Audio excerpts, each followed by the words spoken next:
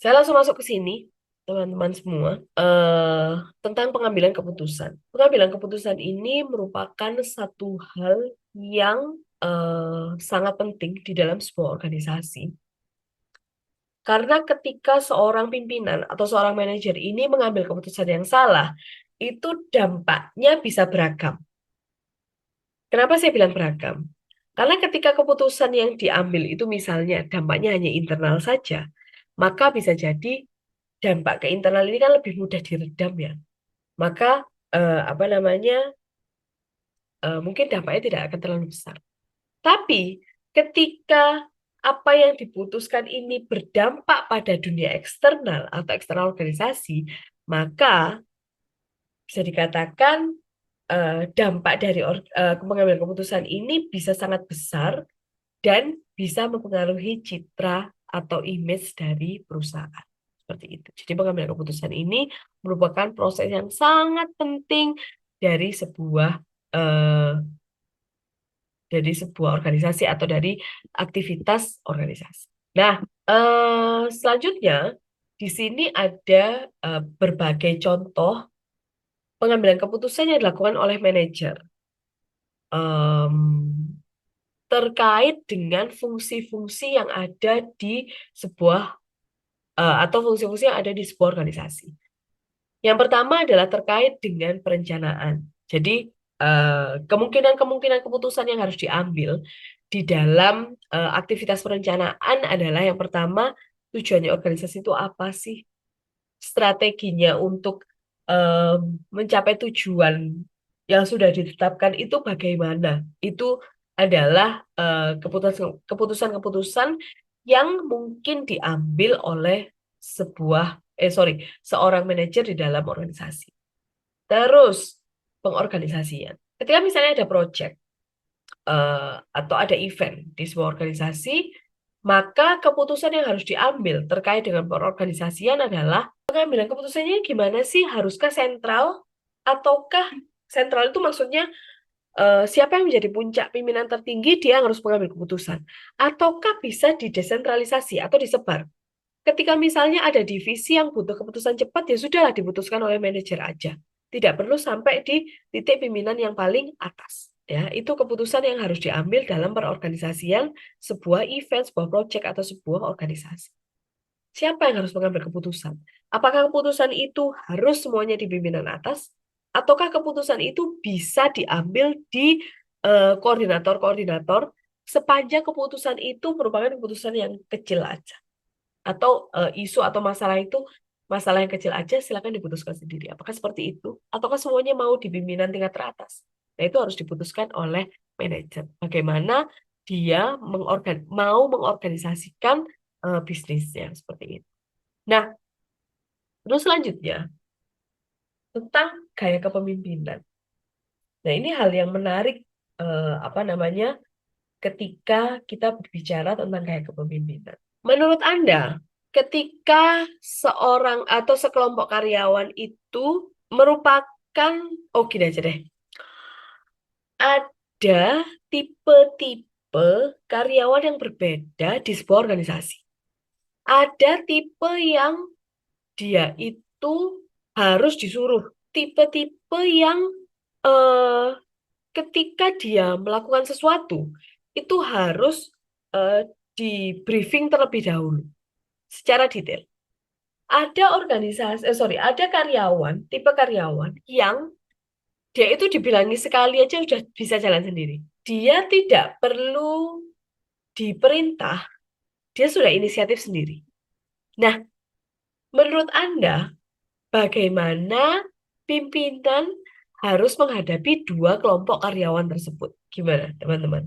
Bagaimana cara seorang pimpinan itu menghadapi dua tipe karyawan yang berbeda? Menurut Anda gimana? Kenapa Bapak Ibu? Bapak Ibu, bagaimana? Ataukah sudah ngantuk ini kayaknya ya? Buat Bapak Ibu yang ada di Jawa bagian, Indonesia bagian tengah, kayaknya sudah jam berapa sih ini? Tengah 10 mungkin. 9:30. Wah, udah menjelang waktu istirahat. Oke, baik. Saya lanjut aja kalau gitu. Jadi, Untuk menghadapi karyawan yang berbeda seperti ini, tentunya diperlukan sedikit fleksibilitas dari pimpinan untuk bisa ngelit gitu ya, untuk bisa mengarahkan karyawan tersebut. Jadi tidak bisa seorang pemimpin itu saklek-saklek terus tidak bisa seperti itu. Fleksibel-fleksibel terus tidak bisa seperti itu. Memang harus mix and match tergantung siapa yang tipe karyawan seperti apa yang sedang dihadapi. Itu memang satu hal yang penting untuk di-highlight atau penting untuk diputuskan oleh seorang manajer ketika dia memimpin atau mengarahkan karyawan. Selanjutnya saya langsung ke sini saja. Oke, ini aja langsung. Ini rasanya akan jadi slide terakhir saya rasanya. Eh, Terkait dengan pengambilan keputusan, permasalahan versus keputusan itu. Sebuah organisasi atau orang-orang yang berada di dalam sebuah organisasi itu pengennya kalau ada masalah, itu masalahnya terstruktur sehingga keputusannya bisa terprogram, ya. Permasalahan yang terstruktur itu sebetulnya adalah permasalahan-permasalahan yang bisa terprediksi, misalnya seperti itu. Jadi kalau apa namanya, kalau sebagai ilustrasi aja, kalau dulu di saat cuaca Indonesia ini masih benar-benar bisa terprediksi, mungkin orang-orang yang apa namanya, petani-petani gabah gitu ya, yang harus menjemur menjemur gabahnya itu akan lebih mudah untuk membuat keputusan. Karena oh ini sudah masuk bulan Oktober, masuk bulan November, berarti bagaimana saya harus menjemur menjemur gabah ini akan berbeda dengan apa namanya saat ini, atau akan berbeda dengan pada saat musim panas gitu. Oh ini sudah masuk bulan November. Oh ini sudah masuk bulan Desember. Udah waktunya hujan. Berarti saya harus menjemur gabah saya ini gimana?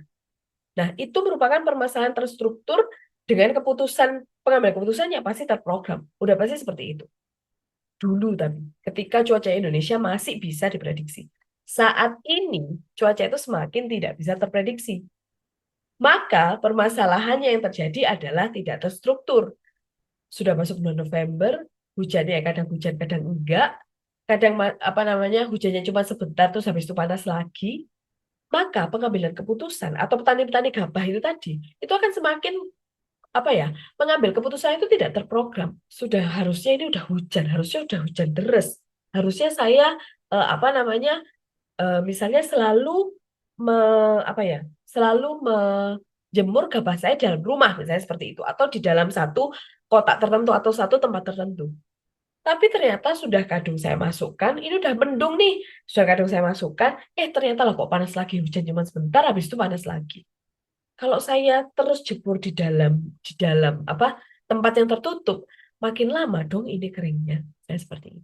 Nah, itu adalah hal yang saat ini semakin dihadapi oleh seorang manajer.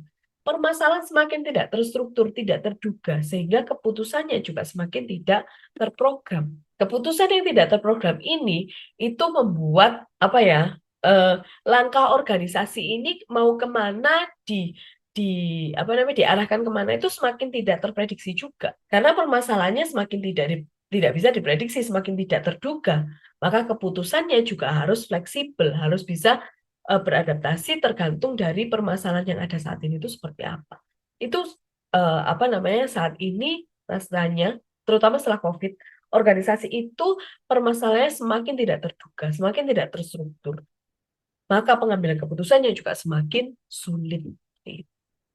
Nah, yang terakhir terkait dengan kondisi pengambilan keputusan. Teman-teman, Bapak Ibu semua, ketika kondisi pengambilan keputusan itu adalah atau kita itu berada di dalam kondisi yang apa tingkat kepastiannya tinggi, gampang banget ngambil keputusan. Kenapa kok gampang? Ya, yang namanya apa namanya kita sudah tahu permasalahan seperti ini, terus habis itu ke depan kita sudah bisa memprediksi seperti apa, ya gampang mengambil keputusannya. Tapi ketika kita dihadapkan pada resiko ketidakpastian, di mana kondisinya masa depan ini sudah tidak pasti, terus habis itu kita tidak bisa memprediksi apapun, maka pengambilan keputusannya itu biasanya sangat sulit. Kita hanya bisa mengandalkan yang pertama adalah data historis, data yang masa lalu, yang kedua adalah intuisi. Intuisi ini Kalau kita bicara intuisi, maka itu melekat pada siapa manajernya, siapa apa namanya bosnya, siapa CEO-nya, siapa atasannya, dan itu tergantung dari pengalamannya mereka. Ketika mereka punya pengalaman yang lengkap, mereka kayakan pengalaman, maka si pimpinan ini cenderung lebih percaya diri dalam mengambil keputusan meskipun kondisinya tidak pas.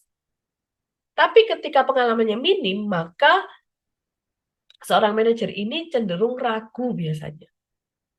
Karena banyak what if-nya. Kalau kayak gini nanti salah gimana? Kalau saya salah ngambil keputusan nanti dampak ke organisasi gimana? Akan seperti itu. Itu berbagai kondisi dalam pengambilan keputusan. Sayangnya, sebuah organisasi itu apa yang pasti dalam sebuah organisasi adalah ketidakpastian itu sendiri. Maka sebetulnya berbagai pengambilan keputusan atau berbagai keputusan yang ada dalam organisasi itu berada pada atau under kondisi ketidakpastian. Dan ketika tidak pasti, maka keputusannya itu bisa jadi tidak akurat. Dan ketika keputusannya tidak akurat, maka terjadi pengambilan keputusan ulang. Harus ada yang dirubah. Dan itulah kenapa saat ini teman-teman ketika kita bekerja itu semakin simpang siur, semakin nggak pasti. Ya karena memang kondisi lingkungan bisnisnya semakin tidak pasti. Akhirnya pengambilan keputusannya semakin tidak bisa akurat. Dan ketika semakin tidak bisa akurat, yang terjadi adalah keputusan itu terus berubah. Biasanya seperti itu. Itu yang ini saya tidak jelaskan karena teoritikal sekali. Itu yang pengen saya jelaskan hari ini, teman-teman. Eh, Mungkin ada beberapa hal yang kalau mau didiskusikan, saya stop share aja. Kalau ada yang mau didiskusikan, teman-teman silahkan, mau ditanyakan silahkan, terkait dengan materi yang sudah saya jelaskan. Baik, silakan Bapak Ibu bertanya. Mungkin Bapak Ibu yang di tempat kerjanya sudah jadi manajer mungkin Bu ya. Kita ingin Iya, tahu juga sih. ini mau Ini sharing bisa pengalaman. atau mungkin koordinator seperti itu Ibu ya. Iya, bisa. Karena kan Atau bagaimanapun iya. koordinator kan apa ini ya juga sebagai atasan di satu area tertentu gitu. Jadi monggo silakan Bapak Ibu mau tanya, diskusi terkait dengan apa yang saya jelaskan silakan. Biasanya ini ada Pak Rafli, mungkin Pak Rafli mau sharing. Pak Agung tadi sibuk. Ini saya kira Pak Agung itu teman saya waktu kecil loh Bu. Namanya kok sama ya, Agung Priambodo. Ternyata fotonya beda. Oh, oke. Tidak Hmm. adakah? Kalau Iya, tidak ada, enggak. saya tutup loh ini Mas kelasnya. Iya, Pak Ahmad, mungkin Pak Ahmad. Jadi Bu, berarti bagaimana kalau seorang manajer itu memutuskan sebuah keputusan besar? Karena kalau dia salah memutuskan kan Hmm, seperti Bu bilang tadi dampaknya besar. Lagi iya. kalau terkait dengan eksternal, Mm-mm, berarti iya. memang butuh Hmm, keterampilan untuk memutuskan masalah atau dia perlu waktu untuk merumuskan masalah apa saja nanti dampaknya kalau saya putuskan begini, saya putuskan begitu. iya. Jadi memang betul Pak Mas Ahmad apa namanya apa yang dibilang tadi ya terkait eh, dampak keputusan besar itu pasti dampaknya juga besar gitu dan saat ini memang kondisi ya kita tahu bahwa kondisi lingkungan bisnis juga semakin tidak pasti. Eh, em, Akhirnya itu tadi yang saya bilang bahwa memang butuh keterampilan dan butuh intuisi. Hmm, Intuisi ini itu melekat di satu, maksudnya di masing-masing individu, dan intuisi ini itu biasanya berkaitan dengan pengalaman masa lalunya dia seperti apa. Jadi ketika memang dia itu punya pengalaman banyak memimpin banyak kelompok itu misalnya, atau misalnya dia banyak em, banyak berinteraksi dengan orang luar, banyak apa namanya banyak tahu tentang dunia eksternal itu seperti apa dalam bisnis, biasanya intuisinya akan kuat. Nah, intuisi ini penting dalam pengambilan keputusan karena saat ini kita itu tidak bisa hanya mengandalkan prediksi karena bisa jadi melenceng prediksi itu. Data histori juga tidak sepenuhnya bukan kita tidak bisa mengandalkan, tapi tidak bisa sepenuhnya kita hanya berpegang pada data histori, tapi juga intuisi bagaimana oh apa namanya, ini yang saya putuskan. Ini yang menjadi keputusan saya. Itu pentingnya intuisi itu ada di situ. Jadi apa namanya, ramuan dari dia melihat ke belakang histori itu seperti apa pengalamannya dia dan melihat ke depan. Oh kira-kira ke depan itu meskipun tetap tidak pasti ya. Ke depan itu misalnya trennya seperti apa atau orang itu kecenderungannya seperti apa. Itu yang dinamakan intuisi dan memang seorang manajer atau seorang pimpinan itu mau tidak mau harus memiliki intuisi itu. Gitu. Jadi perlu waktu untuk merumuskan, iya perlu waktu. Tapi tidak semua keputusan itu punya waktu yang apa ya, punya waktu yang lama untuk memutuskan suatu. Jadi kadang tenggat waktu itu sempit banget. Dan ketika hal itu terjadi, keputusannya harus besar, tenggat waktunya sempit, nah pada saat itu dia harus mengandalkan intuisinya. Gitu, Pak. Mas. Berarti tentang apa namanya jam terbangnya Hmm, manajer tadi itu ya. iya, Kadang betul. di beberapa kondisi itu kan Hmm, harus menyimpulkan secara cepat bagaimana betul. solusinya. Seperti Mm-mm, anu, saya pernah juga terjun di mm-mm, dunia videografi. Itu kalau mm, kami sebagai pemula itu kalau mau buat video harus dirancang dulu naskahnya, harus ada mm-mm, storyboard nanti ini bagaimana. mm-mm. Setelah jam terbang itu tinggi, eh, biasanya sudah ada di pikiran, jadi tinggal melaksanakan. Oh nanti ini begini begini sudah tergambar. Mungkin Mm-mm, mirip mm-mm. seperti itu. Iya, betul. Intuisi itu kayak gitu. Jadi semakin orang tuh kayak pengalaman, jam terbangnya semakin tinggi, maka kan mau melangkah ke depan ini kayak semakin, oh nanti itu kira-kira seperti ini ya. Tetap tidak pasti, kadang ada aja apa ceklok-cekloknya itu masih ada gitu loh. Salah-salahnya itu ada, tapi orang akan lebih kuat sense-nya dibanding orang yang tidak ada pengalaman atau jam terbangnya masih rendah. Memang seperti itu. Terus gini, saya masih ingat banget, saya apa namanya, ada satu kasus gitu ya, ada satu kasus nyata. Ini terjadi sudah lama sekali. Satu hal yang membuat apa namanya, dalam kondisi genting, dalam kondisi yang apa, waktu pengambilan keputusan yang singkat, keberhasilan pengambilan keputusan dalam waktu yang singkat itu salah satunya, berhasil atau tidaknya keputusan itu salah satunya dipengaruhi oleh trust atau kepercayaan yang ada di dalam satu kelompok itu. Ketika trustnya tinggi, ya, maka kemungkinan apa namanya, pengambilan keputusan itu menjadi sorry, pengambilan keputusan itu menjadi benar ketika trustnya tinggi di antara kelompok. Maksudnya gini, pun ketika misalnya begitu berjalan, loh keputusannya ada yang salah. Ternyata ini udah bener nih, on track. Terus ternyata di tengah-tengah, loh kok anu ya, apa namanya, harusnya pengambilan keputusannya seperti ini, tidak seperti ini ya. Salah langkah ini kita. Tapi kalau ada trust di dalam kelompok itu, mereka akan lebih gampang untuk memperbaiki. Dibanding ketika tidak ada trust, terus di tengah-tengah ternyata dihantam masalah, maka bubar. Kalau sudah bubar, maka kelompok itu tidak bisa lagi berjalan, organisasi itu tidak bisa lagi berjalan. Karena kalau sudah tidak ada trust, begitu ada yang salah, akan saling menyalahkan, jalan sendiri-sendiri. Kayak gitu. Tapi ketika ada trust, ya, ketika ada trust dalam kelompok, pengambilan keputusan didukung dengan pengambil keputusan yang intuisinya sudah bagus, yang terbang sudah tinggi, ditambah dengan trust di antara kelompoknya, maka misalnya pun di tengah-tengah ada masalah, dia akan tetap bisa berjalan dengan baik. Tapi kalau sudah tidak ada trust, nggak bisa. Akan bubrah jalan sendiri-sendiri, dan akhirnya organisasi itu tidak akan bisa berjalan. Seperti itu sih, Mas Ahmad. Semoga bisa membantu menjawab apa yang menjadi pertanyaan atau kebingungan. Baik, Oke, pertanyaan yang baik. sangat bagus. Mungkin ada Bapak Ibu lainnya yang mau nimbrung juga, Bapak Ibu. Silakan. Kalau saya juga ini ya Bu, mau Ya. sedikit apa namanya, ibaratnya kayak minta klarifikasi apa ya, bukan klarifikasi, kayak Hmm. misalkan Hmm. menurut Bu Lisya bagaimana? Kalau Mm-mm. tentang intuisi ini juga menarik menurut saya Bu, Yes. karena eh, kebetulan kalau saya sendiri, bukan saya sendiri juga sih, sebenarnya banyak juga sih orang lain yang punya intuisi kuat itu Hmm. biasanya selain mampu mengambil keputusan, tapi juga bisa memiliki kemampuan kayak bisa menganalisa situasi gitu Bu. Tidak bisa Hmm. menebak situasi sekitar tuh sedang terjadi apa, sedang misalkan kita nih masuk ke sebuah ruangan satu divisi, Mm-mm, mm-mm.